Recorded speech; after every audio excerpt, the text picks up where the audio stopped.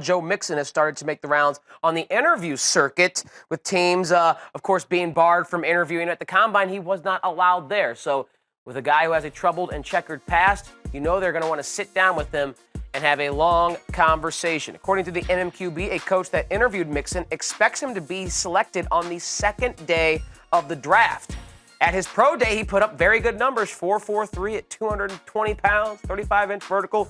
It's nice explosion and athleticism. B-Mac, where does he rank athletically amongst the big names in this draft? How high would you take him on your draft board? Well, athletically, based on his numbers from his pro day, combined with the running backs that were that participated at the Combine, he would be in the top.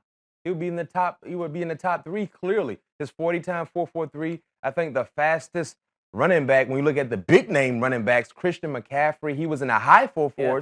So he clearly had a faster time in the 40 compared to the other big name running backs. I think film wise, he's a first round talent. I mean, I watched a highlight tape this past weekend of Joe. His entire career there at Oklahoma, the nickname of the highlight tape was called Nightcrawler. And when you think about Nightcrawler, if you watch X-Men, you know you're dealing with a very, very special individual.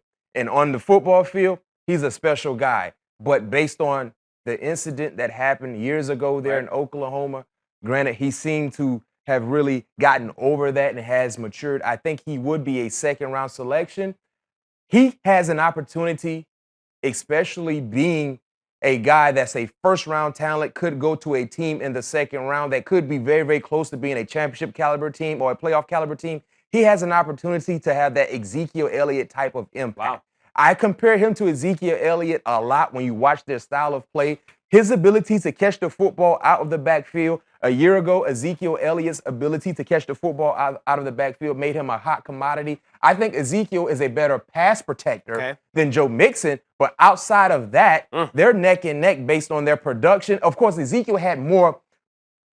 He was a more household name, you know, playing for Ohio State, winning a championship, playing a lot of ball games on a national televised platform. But this is a guy that athletically has all the attributes also, like Ezekiel. Yeah, and Zeke didn't have to share as much as the backfield as Mixon did. Samaje Perine being there at Oklahoma got a lot of carries, justifiably so, in that offense.